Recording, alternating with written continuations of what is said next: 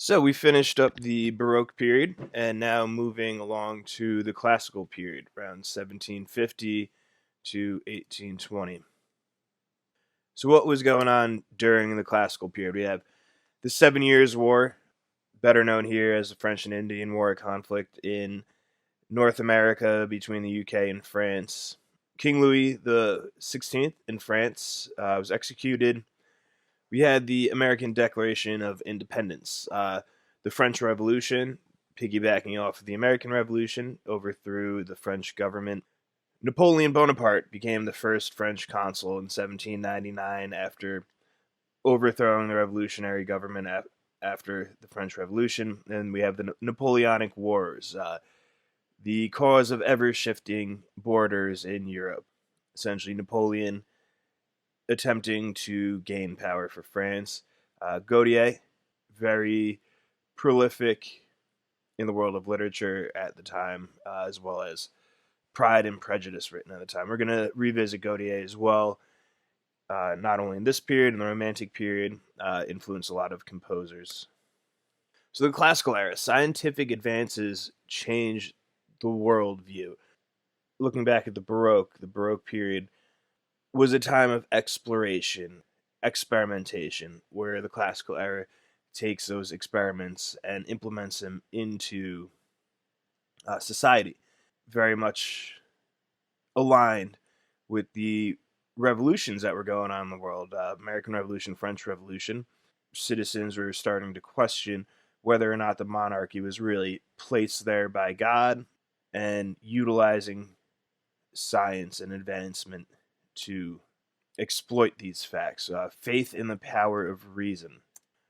There was great undermining of traditional authority. Again, we had two major revolutions at this time: social organization, religious establishment.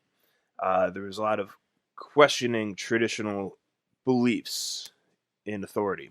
It was considered an age of enlightenment as a result of this rise of the middle class worker. We have an ever rising middle class.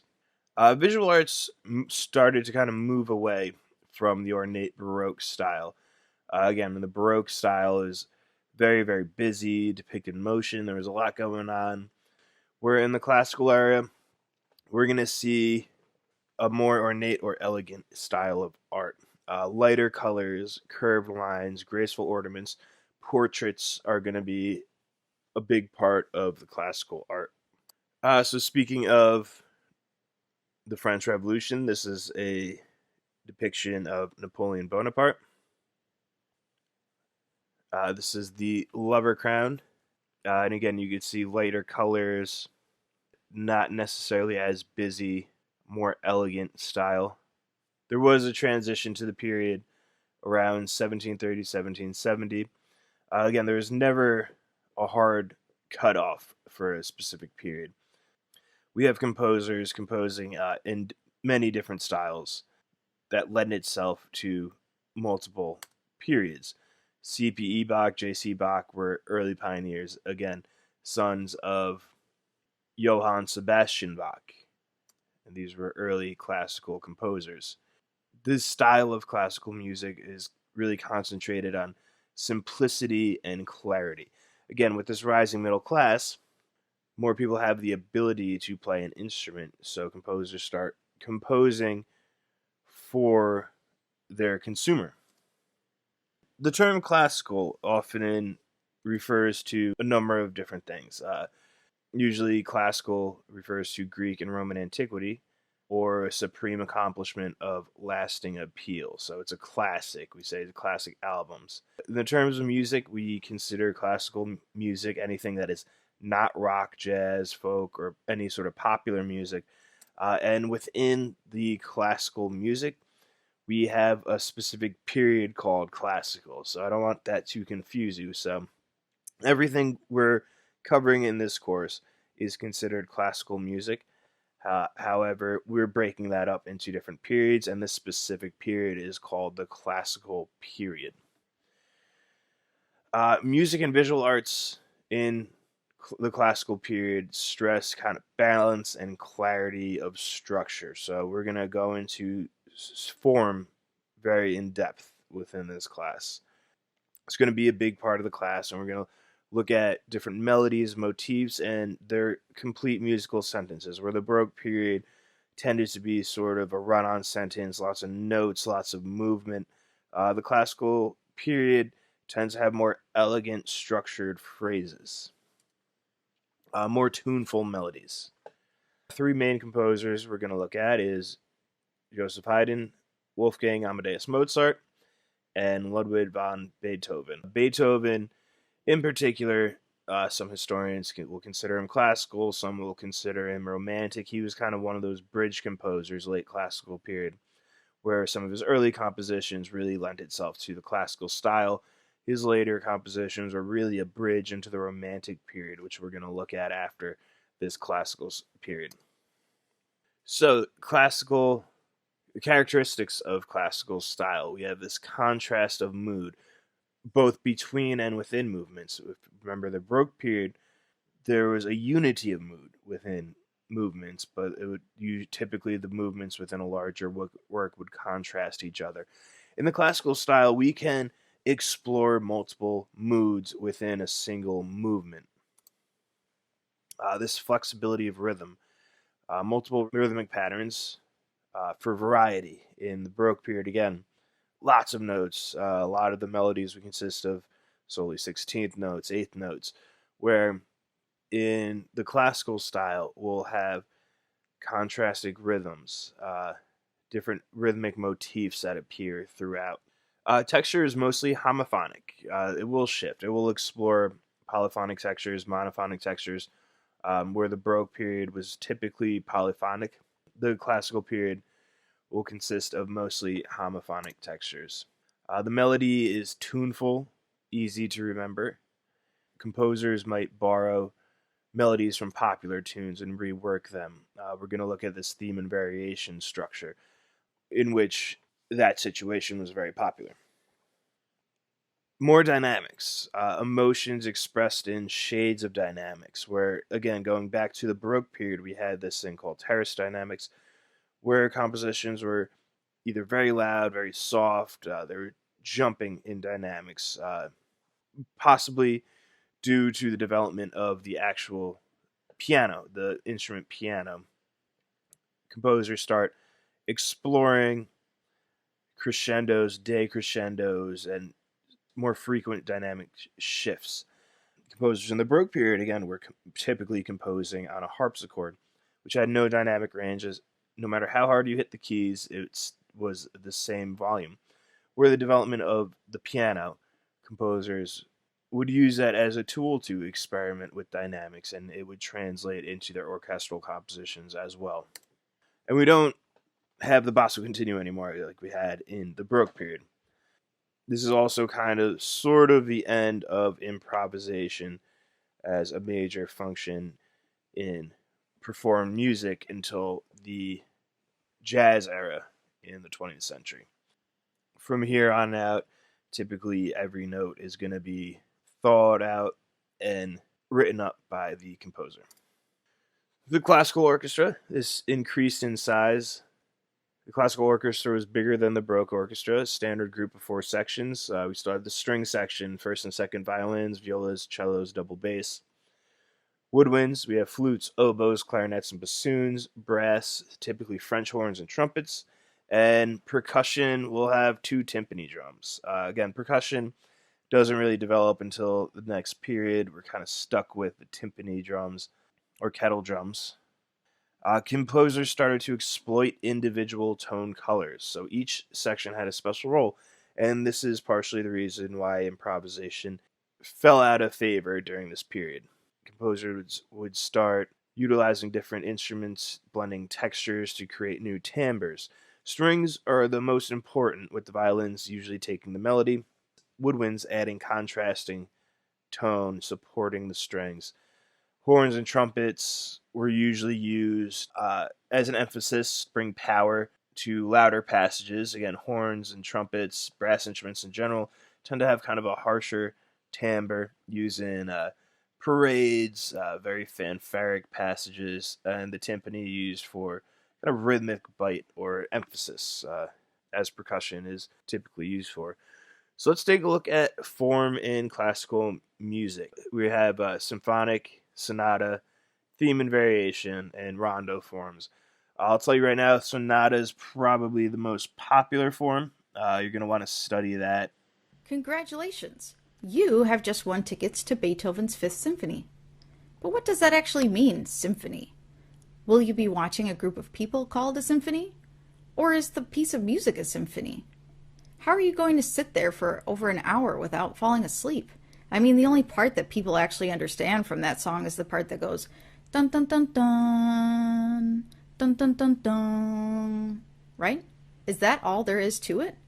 Believe it or not, there is a way to understand Beethoven's genius past the first 8 notes. As you'll soon discover, a symphony is a form of classical music. Form is the arrangement of sections within a piece of music, and understanding how these sections work together can help the listener make sense of what the composer was trying to express. Some forms have become so common that they are a way to identify a type of song. This is particularly the case in classical music, where many songs are named or referred to by their form. Some examples are the theme and variation, the rondo, the sonata, the concerto, and the symphony. Many of these became popular during the classical period and have had continued use ever since. Theme and variations is one of the most simple forms to follow since the entire piece is based on one theme. A theme can be thought of as a small group of phrases that make up a complete musical idea. It's like the topic paragraph of an essay. As you can probably figure out from its name, theme and variations form first presents a theme, then several altered or modified versions of the theme. Say, for example, our theme is a mustache. We can then explore a number of variations like the handlebar, the pencil, the walrus, or even the Fu Manchu. In each case, we still have a mustache, but the length, width, or shape of the hair is changed or varied. Variations in a musical context are similar. The general music idea is manipulated by changing tempo, pitch, tonality, meter, texture, rhythm, or the overall emotional expression. The composer can choose to apply one or several of these manipulations. In an example from Mozart's 12 variations on À vous direz maman, we can hear the theme, then a variation of the rhythm through added notes.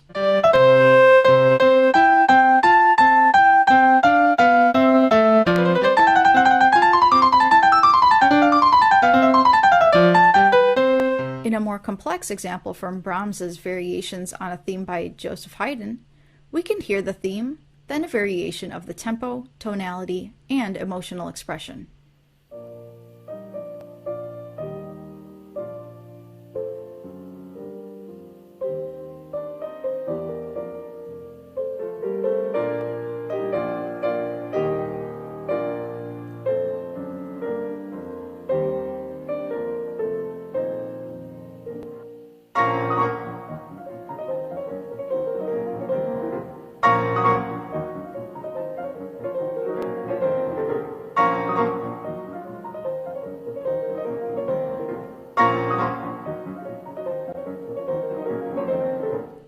Another form, called rondo form, sometimes spelled with a French spelling, is like an extension of ternary form.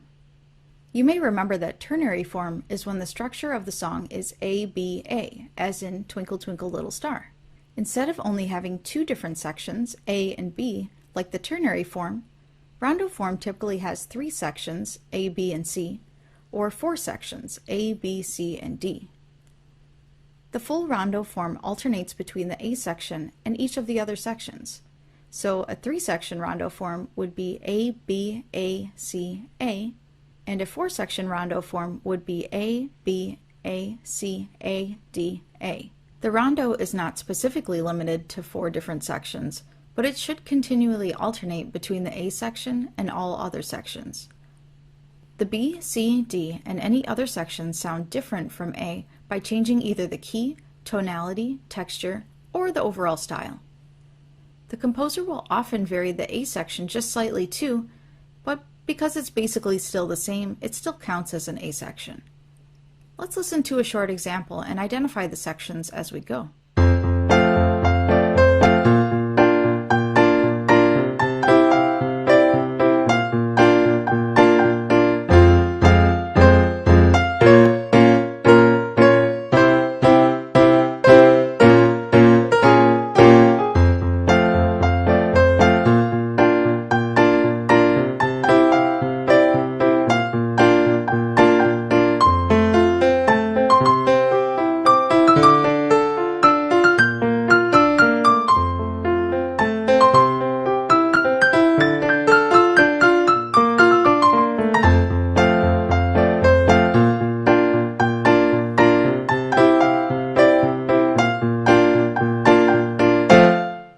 Hopefully, you noticed that the B section changed tonality from major to minor, and the C section changed style.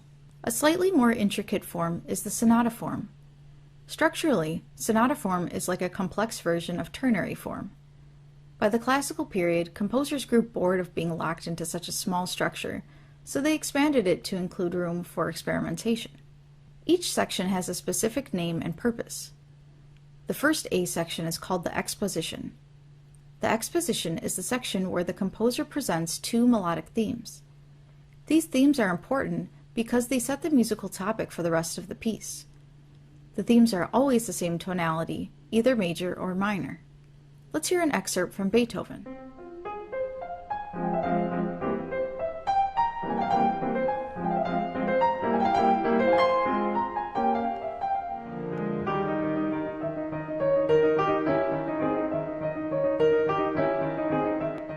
Once the themes have been established, the composer begins the development.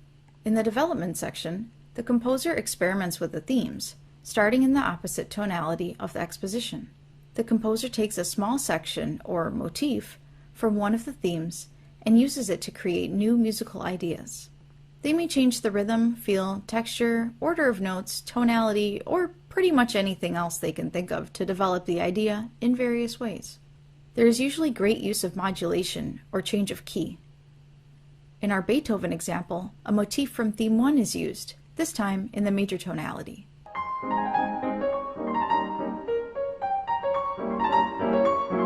The development is the longest section of the sonata because it allows for this experimentation. Finally, the composer restates the original two themes in the recapitulation. Sometimes this includes a bit of variation, but the themes remain recognizable as those from the exposition. Beethoven ends his sonata this way.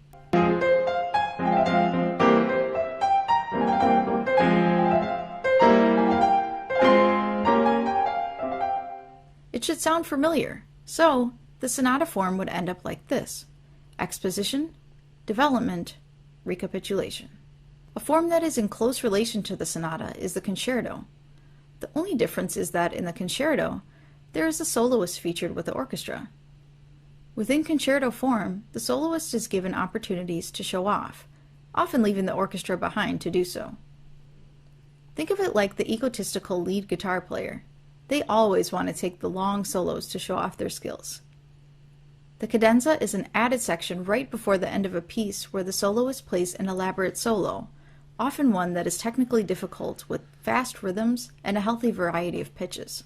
The pop music equivalent of cadenzas are often performed at the end of the Star-Spangled Banner, and by Mariah Carey and Christina Aguilera, who are both famous for their embellished endings. Finally, we have the symphony. The symphony is the transformer of forms, in that it contains multiple forms in one song. A symphony is almost always written for the orchestra, and usually contains 4 movements, or large self-contained segments of a piece of music. It's like a song within a song, where all parts are related. You can also think of it like chapters in a book. Much like chapters, there is usually a pause between each movement. Each of the 4 movements has a typical speed and form associated with it. The first movement is usually fast and is sonata form. The music of this movement is so often at an allegro or quick pace that it is often referred to as sonata allegro. The second movement presents contrast to the first movement with its slow, lyrical feel. This movement is often in ternary or theme and variations form. The third movement picks up the pace a bit with a medium tempo. It is generally connected with dance and has triple meter, with 3 beats per measure like a waltz. 1, 2, 3, 1, 2, 3. Finally, the fourth movement brings back the vitality with a fast sonata or rondo. The combination of fast and slow movements and a variety of forms creates a very powerful work with loads of expression for the composer to show. In all, form can be helpful for composers to express and experiment with music while acting as a great communication device to their audiences. The theme and variation form involves an experimentation with one musical idea, A prime, A double prime, A triple prime, and so on. The rondo contains 3 to 4 musical sections and alternates between the A sections and each other section. So the form could be A, B, A, C, A, D, A. The sonata has the A, B, and A sections. First, the exposition, the development, and then the recapitulation. And it allows the composer to experiment with themes in the development section. The concerto is like a sonata with opportunities for the soloist to show off. And finally, the symphony contains 4 movements in a fast, slow, medium. We're going to discuss each of those forms in depth. For the classical period, form is going to play a big role in our studies. So, as far as classical forms, instrumental works that consist of several movements that contrast in tempo or character. The symphony is an instrumental work that consists of several movements that contrast in tempo and character. The first being fast, second slow, third dance related, usually in triple meter, fourth is fast. The movements might use different forms, ABA, your typical ternary form. Theme and variation is a whole composition, an entire composition based on a specific theme, and using different tools to variate the theme. Sonata form, A, B, A, the first A is usually repeated, and it's specific where the B section is a development of the A section. So we have the first A being the exposition, stating 2 contrasting themes, the B section or development section. Now we explore this musical landscape based off these themes, and the recapitulation section, the third section of the sonata form, we're recapping the A section. So essentially, a lot of times it'll be just repeated A section. Minuet and trio, essentially 2 ternary forms in one, and the rondo. The rondo is very similar to the ritornello form we looked at in the Baroque period, where the ritornello form, the A section, would return. The rondo, that A section, comes back around. That's one way you could think of it. Where we have the A section, main theme, then a B section, A section, C section, A section, D section, A section. That main theme, that A section, keeps coming back around.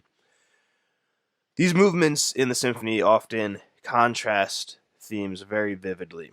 By the movement's end, musical tensions are resolved. For example, the sonata form, that B section, that's where we create all our musical tension. Again, music is all about tension and release. And at the end, we're restating the A section that's resolved. So the composer, the patron, and the public in classical music. So changing society affected musicians. Haydn worked for 30 years for an aristocratic family. Mozart began as a court composer. He broke away, the rebel he was, eventually died broke. Beethoven was very successful as an independent musician and the first to do so. We're going to see a shift in the later period, the Romantic period, where more and more composers do this.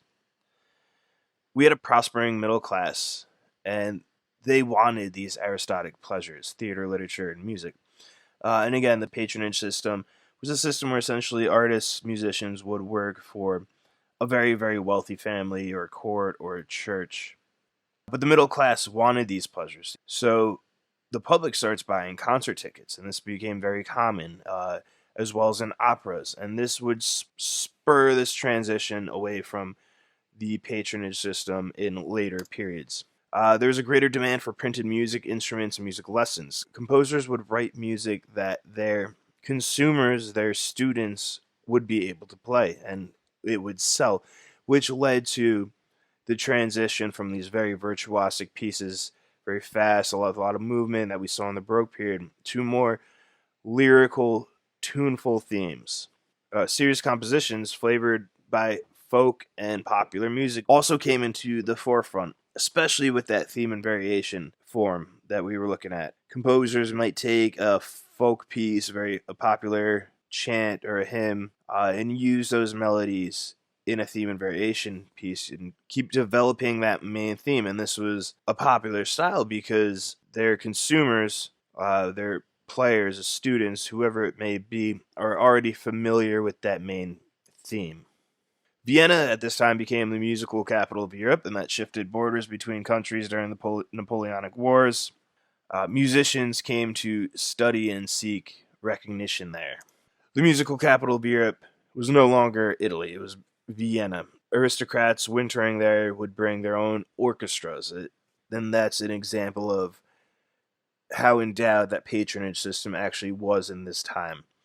Musicians, including Mozart and Beethoven, frequently played shows, performances in very wealthy homes. Mozart, in particular, spent a great deal of his life working in Vienna under courts. Many musicians also worked in street bands.